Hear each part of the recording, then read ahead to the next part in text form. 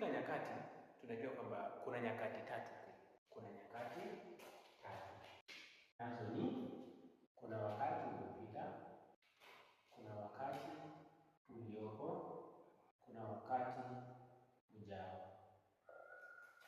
Ni mambo ya kawaida mno, lakini usipozingatia vizuri na ukajua nyakati hizi kwenye wewe mwanafunzi wa kidato cha 4 ifikiapo mwisho wa mwaka huu, utakuwa unaukalia mtihani wa Kiswahili na unaweza kuanguka vibaya sana.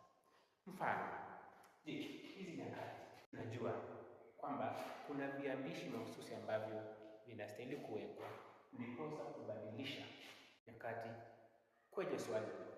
Sasa katika wakati uliopita tuna kiambishi li.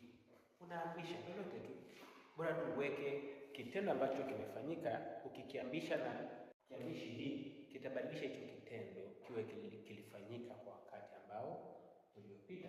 Wakati uliopo uko na kiambishi na, kisha wakati ujao kuna kiambishi ta.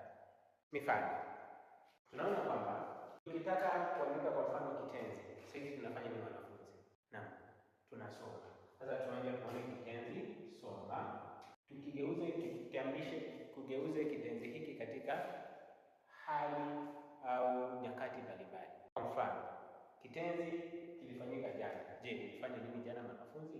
Naam, mwanafunzi alisoma jana. Vizuri sana swadakta mwanafunzi.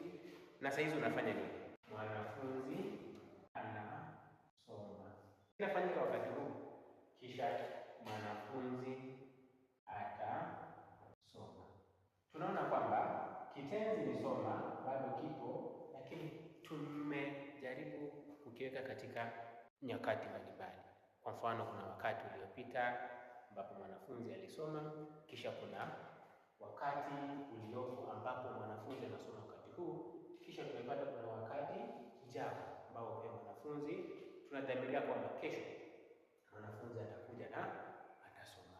Hivyo haya ni maneno ambayo ni rahisi, lakini mwanafunzi asipozingatia yanaweza kumletea balaa mwishoni. Click hapa subscribe, click follow.